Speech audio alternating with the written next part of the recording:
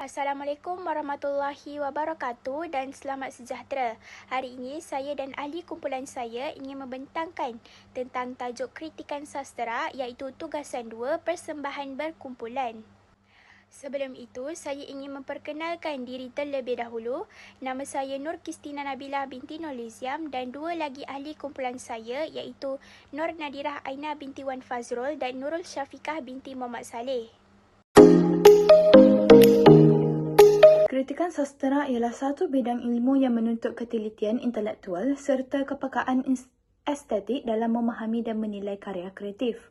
Menurut Ungku Maimunah, kritikan sastera merujuk kepada segala tulisan tentang sastera yang memberi kesan kepada perkembangan kesusasteraan termasuklah kepada pembacaan dan penerbitan. Bidang ini berkembang sebagai satu disiplin yang berlandaskan prinsip dan kaedah tertentu sekaligus menjadikannya bersifat tersusun dan berwibawa. Dalam konteks pendidikan, penguasaan terhadap kritikan sastera amat penting kerana membantu dalam membentuk pemikiran yang kritis, analitis dan reflektif dalam kalangan pelajar. Hal ini bertepatan dengan usaha melahirkan karakter guru futuristik, pemacu kualiti pendidikan yang mampu mengintegrasikan elemen pemikiran aras tinggi dalam proses pengajaran. Guru bukan sahaja bertindak sebagai penyampai ilmu, malah sebagai pemudah cara yang membimbing pelajar menilai dan menghayati karya secara mendalam serta bermakna. Selain itu, kritikan sastera juga memainkan peranan penting dalam memperkukuh nilai kesantunan bahasa dan budaya, khususnya apabila diaplikasikan dalam karya puisi kanak-kanak. Melalui pendekatan yang sesuai, karya tersebut dapat dijadikan medium didik hibur yang berkesan sekaligus menilai murni, adab berbahasa dan penghargaan terhadap warisan budaya. Oleh itu, kefahaman terhadap prinsip dan ciri kritikan sastera menjadi asas penting dalam menghasilkan analisis yang berkualiti serta relevan dengan keperluan pendidikan masa kini. Baiklah, saya akan menganalisis salah satu karya puisi sastera kanak-kanak yang telah dipilih iaitu sebuah pantun kanak-kanak. Apakah yang dimaksudkan dengan pantun kanak-kanak? Pantun kanak-kanak ialah sejenis pantun yang dicipta khas untuk kanak-kanak menggunakan bahasa yang mudah, ringan dan menyeronokkan. Pantun ini biasanya berkaitan dengan dunia kanak-kanak seperti permainan, alam sekitar, haiwan, keluarga dan nilai murni. Antara ciri pantun kanak-kanak ialah menggunakan perkataan yang mudah difahami, berunsur hiburan dan pendidikan, mempunyai rima hujung ABAB, terdiri daripada 4 baris iaitu 2 pembayang dan 2 maksud, mengandungi nilai murni seperti hormat, rajin dan kasih sayang. Pantun kanak-kanak yang dipilih berbunyi, lompat si katak lompat, lompat di tepi pagar, sekolah lekas dapat, mesti rajin belajar.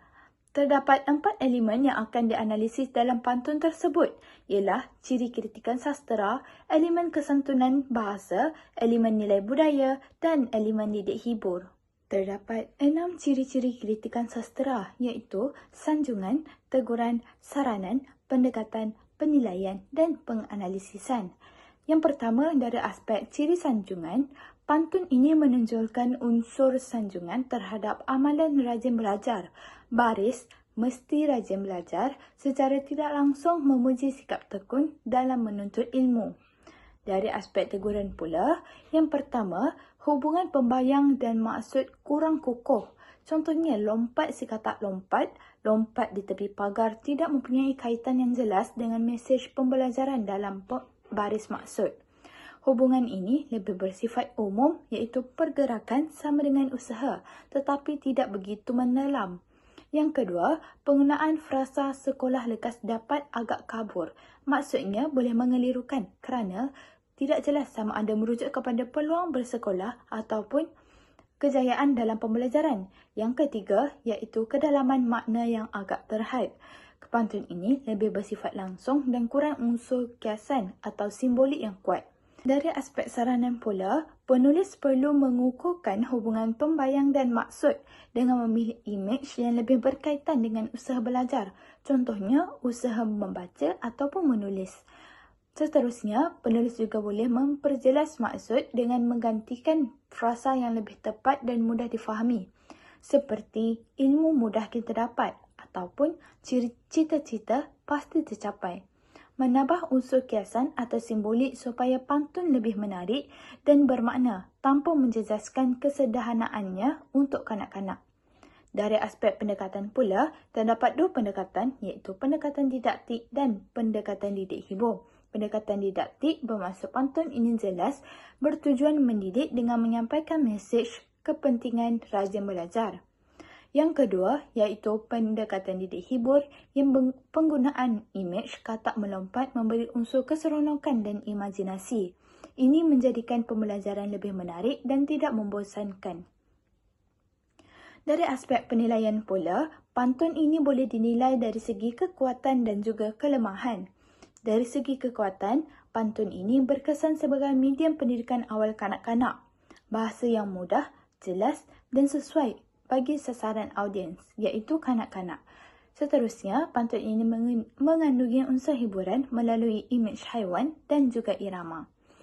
Yang seterusnya, iaitu kelemahan. Pantun ini mempunyai hubungan pembayang dan maksud yang kurang mendalam. Seterusnya, kurang unsur kiasan atau simbolik yang kuat. Dan yang terakhir, pantun ini mempunyai frasa sekolah lekas dapat yang agak kabur dari segi maksud. Secara keseluruhannya, pantun ini berjaya mencapai tujuan utamanya sebagai bahan didik hibur, namun dari segi estetika sastera, ia masih boleh dipertingkat dengan penggunaan bahasa yang lebih puitis dan hubungan makna yang lebih kukuh. Dari aspek penganalisisan, makna dan mesej utama ialah kepentingan rajin belajar untuk mencapai kejayaan, penyampaian lebih bersifat langsung dan mudah diterima.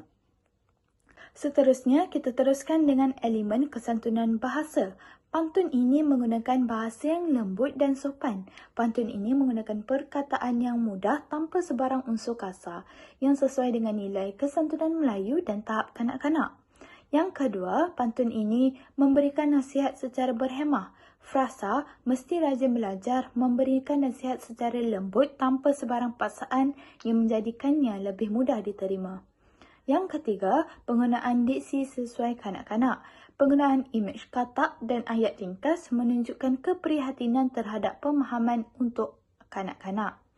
Dari sudut elemen nilai budaya pula, pantun ini mempunyai nilai pendidikan, iaitu menekankan kepentingan menuntut ilmu melalui frasa mesti rajin belajar selaras dengan budaya Melayu yang mengutamakan ilmu. Yang kedua, nilai kerajinan, iaitu menggalakkan sikap rajin dan berusaha yang dianggap sebagai amalan terpuji dalam kalangan masyarakat. Yang ketiga, hubungan dengan alam. Penggunaan imej katak menunjukkan keakraban budaya Melayu dengan alam sekitar sebagai sumber ilham. Yang keempat, terdapat nilai didikan awal kanak-kanak, iaitu pantun digunakan sebagai medium untuk mendidik kanak-kanak dengan nilai murni sejak kecil secara santai dan berkesan.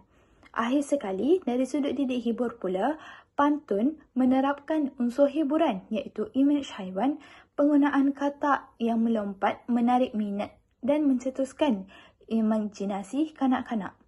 Yang kedua, penggunaan irama dan rima yang menarik, iaitu penggunaan pola ABAB yang menjadikan pantun sedap didengar dan mudah diingat. Yang ketiga, iaitu bahasa ringkas dan mudah.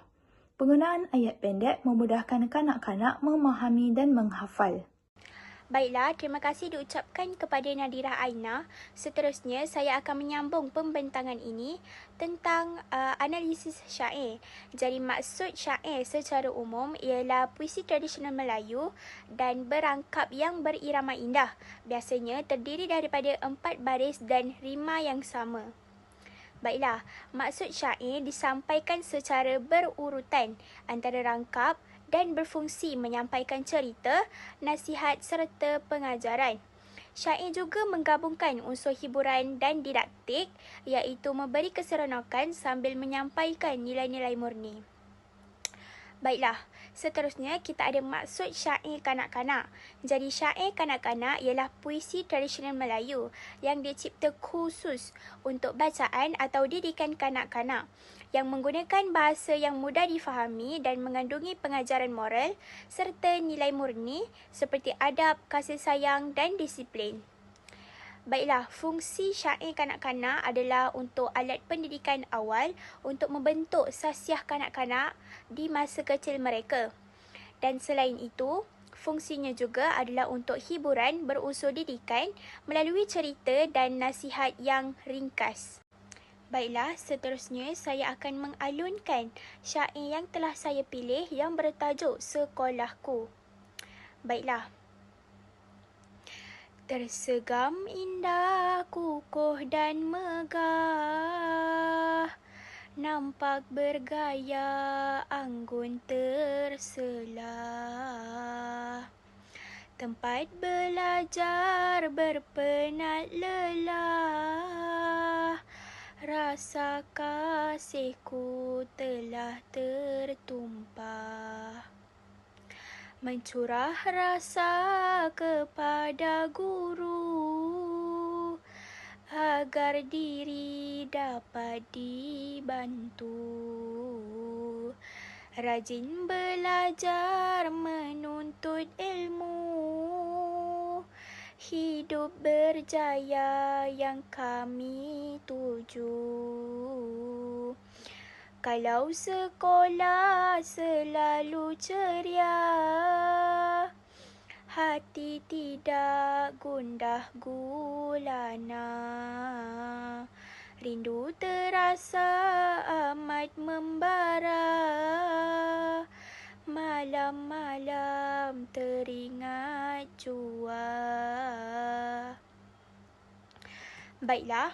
Ciri-ciri kritikan sastera yang ada dalam syair tersebut ialah sanjungan, penganalisan, saranan, penilaian dan teguran. Baiklah, untuk sanjungan, syair ini banyak memuji suasana sekolah yang indah, selamat dan ceria seperti dalam ungkapan tersegam indah, kukuh dan megah.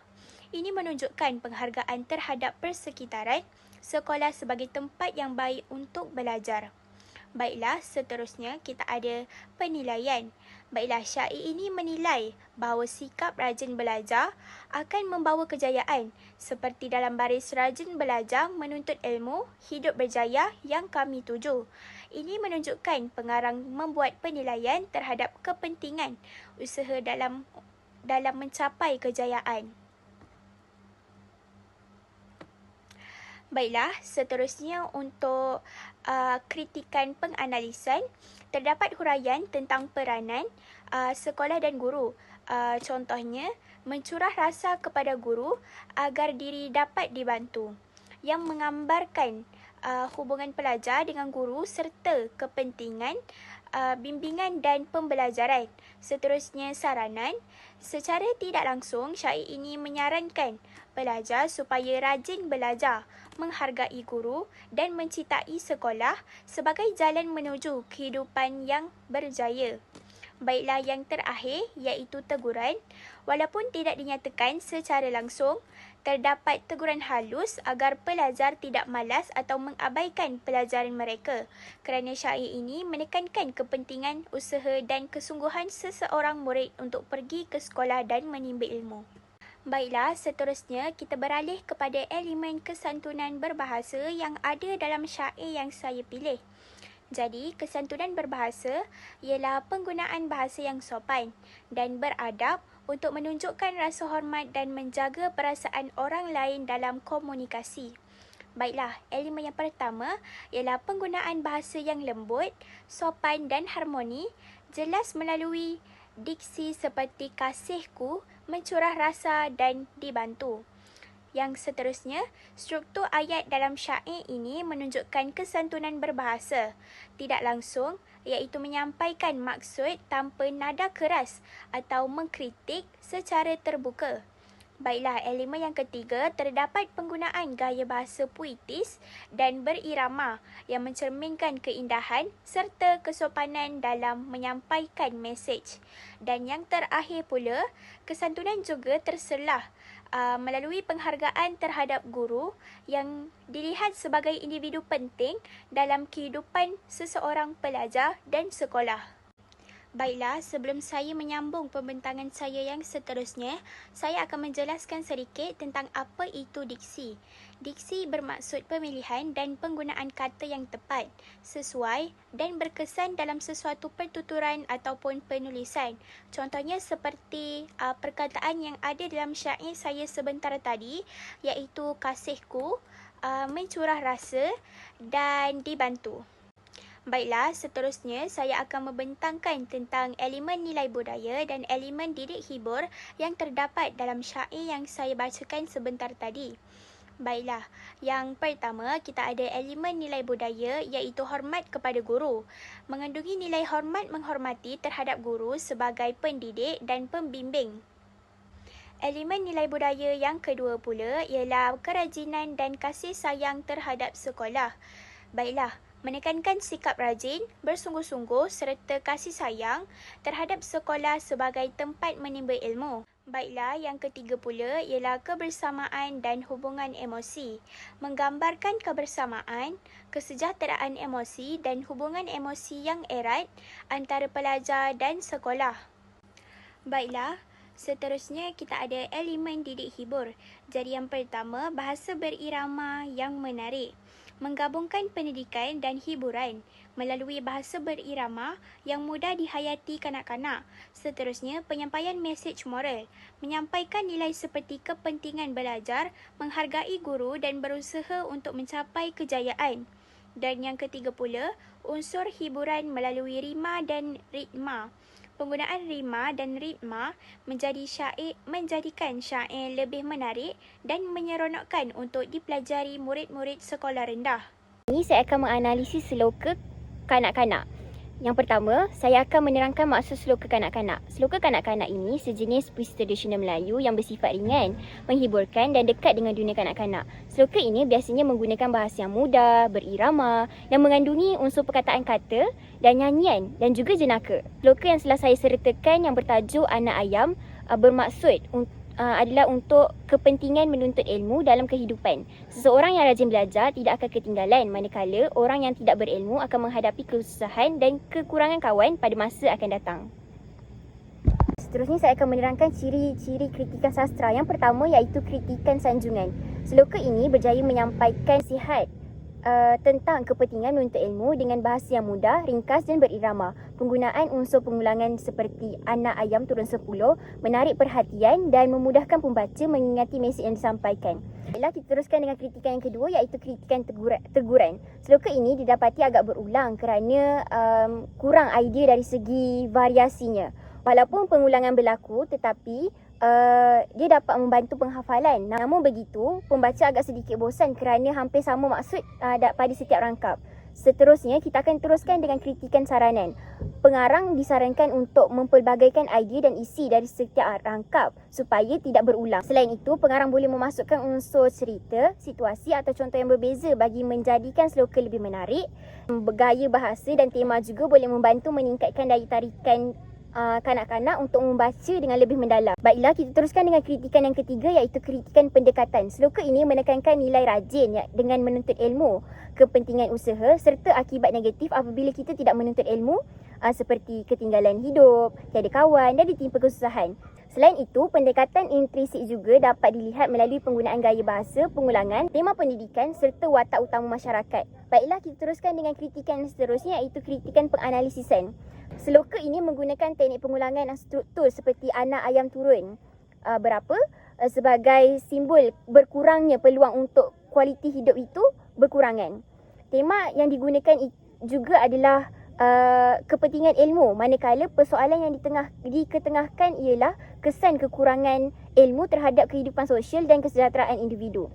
Kita beralih kepada kritikan yang terakhir iaitu kritikan penilaian. Sloka ini merupakan karya yang baik dan berunsur pendidikan kerana mesejnya jelas, bahasa juga mudah difahami dan sesuai untuk semua peringkat umur. Namun dari segi kreativiti dan pengembangan idea, karya ini masih boleh dipertingkatkan agar lebih menarik dan tidak berulang. Dengan elemen nilai budaya. Yang pertama, nilai budaya yang mementingkan ilmu.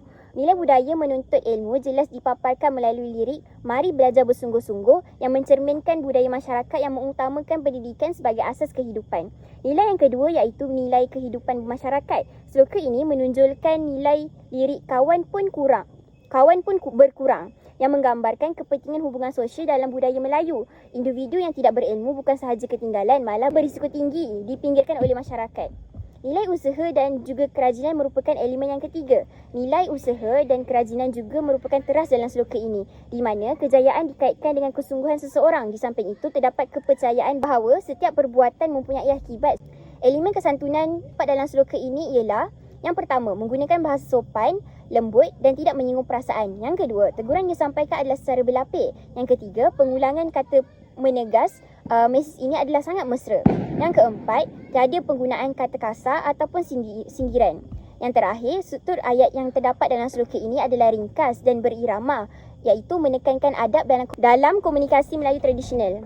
Baiklah, kita telah pun sampai ke elemen didik hibur. Yang pertama, didik hibur yang terdapat dalam sloka ini iaitu struktur yang berlagu. Bentuk struktur sloka ini adalah berirama dan berulang dengan kanak-kanak sekaligus menjadikan pembelajaran lebih santai dan tidak membosankan. Yang kedua, penggunaan imej dan juga imajinasi. Gambaran anak ayam yang semakin berkurang menambahkan unsur imajinasi serta menarik minat pendengar untuk mendengar sloka ini.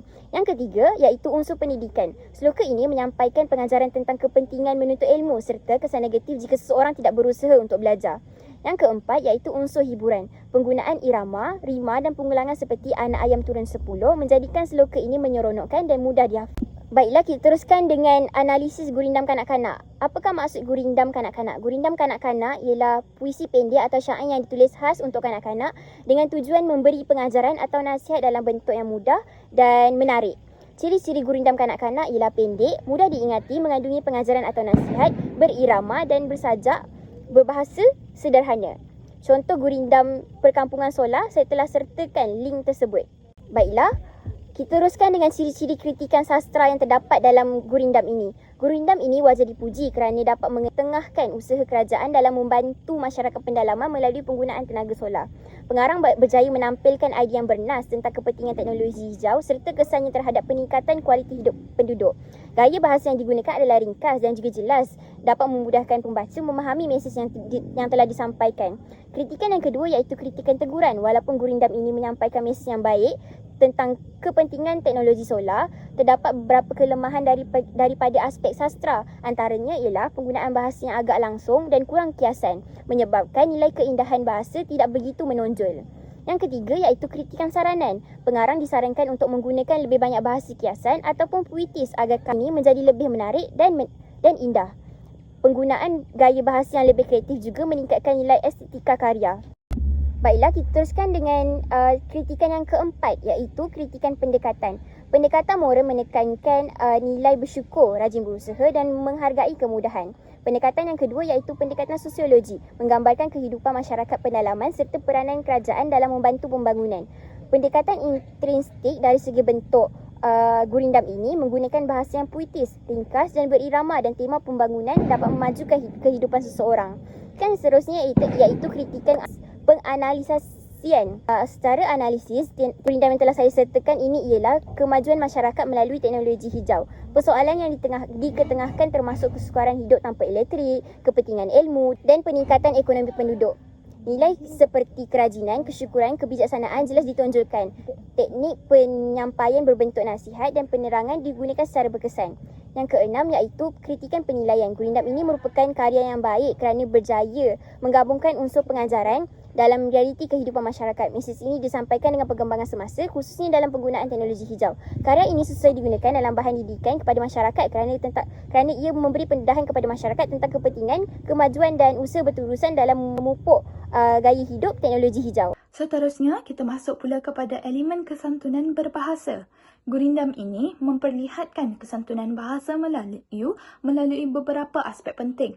Yang pertama, penggunaan bahasa yang sopan dan berhemah. Kata-kata seperti untuk tatapan saudara dan teman menunjukkan kesopanan dalam berkomunikasi. Tiada penggunaan bahasa kasar atau sindiran, sebaliknya bahasa yang lembut dan bersifat inklusif. Yang kedua, penyampaian maklumat secara tertib dan teratur. Idea disusun secara berperingkat bermula dengan gambaran kehidupan, diikuti masalah, penyelesaian dan kesan. Susunan ini mencerminkan kesantunan intelektual iaitu penyampaian yang jelas dan mudah difahami. Seterusnya terdapat nada penghargaan dan kesyukuran, iaitu frasa penduduk bersyukur dengan kemudahan menunjukkan bahasa yang merendah diri dan menghargai nikmat. Ini melambangkan nilai budi bahasa dalam masyarakat Melayu. Yang keempat, terdapat nasihat secara halus dan tidak bermaksa. Baris teknologi hijau perlu bijak digunakan. Manfaatnya usahlah kita abaikan, memberi peringatan secara lembut dan berhemah. Tiada sebarang unsur paksaan tetapi berbentuk galakan yang sopan. Seterusnya, kita masuk pula kepada elemen nilai budaya. Gurindam ini syarat dengan nilai budaya masyarakat Melayu yang saling berkait dengan kehidupan dan pembangunan. Yang pertama, terdapat nilai kerjasama dan muafakat. Masalah penduduk bersama dibincang. Baris ini menunjukkan amalan berbincang dan bekerjasama dalam menyelesaikan masalah dan ia selaras dengan budaya gotong royong masyarakat Melayu. Yang kedua, terdapat nilai kesyukuran, iaitu dalam baris penduduk bersyukur dengan kemudahan, menggambarkan sikap menghargai nikmat dan tidak sombong. Kesyukuran merupakan nilai teras dalam kehidupan masyarakat. Yang ketiga, terdapat nilai pendidikan dan ilmu. Contohnya dalam baris menelaah buku ilmu yang dicari. Menekankan kepentingan menuntut ilmu walaupun dalam kesusahan. Ini mencerminkan budaya yang menghargai pendidikan sebagai jalan kemajuan. Baiklah, seterusnya kita ada elemen didik hibur. Baiklah, yang pertama kita ada bahasa berirama dan berrima. Penggunaan rima yang seimbang menjadikan gurindam sedap didengar dan menarik untuk dibaca para pelajar sekolah rendah. Seterusnya, penyampaian mesej pendidikan. Mengajar tentang kepentingan teknologi hijau, iaitu tenaga solar dan usaha meningkatkan taraf hidup orang asli. Yang kedua, unsur hiburan melalui gambaran kehidupan. Penceritaan kehidupan di kampung menjadikan isi lebih dekat dan menyeronokkan untuk dihayati para pelajar. Dan yang terakhir, nilai murni secara santai. Nilai seperti bersyukur, berusaha dan bekerjasama disampaikan tanpa terasa berat oleh pensyair. Kesimpulannya, kritikan sastra memainkan peranan penting dalam memahami dan menilai karya secara menyeluruh melalui penerapan ciri-ciri kritikan seperti sanjungan, teguran, saranan, penganalisisan dan penilaian. Dalam masa yang sama, karya sastra turut menonjolkan elemen kesantunan berbahasa melalui penggunaan bahasa yang berhemah dan berlapik. Selain itu, elemen didik hibur menjadi karya ini lebih menarik dan mudah difahami, khususnya dalam penyampaian pengajaran yang lebih santai. Elemen nilai budaya ini memperlihatkan identiti masyarakat serta warisan tradisi yang perlu dipelihara. Oleh itu, gabungan semua aspek ini menjadikan karya sastra bukan sahaja indah, malah berfungsi menjadi medium pendidikan dan pembentukan sosial masyarakat sekarang. Sekian sahaja pembentangan daripada kami bertiga. Terima kasih.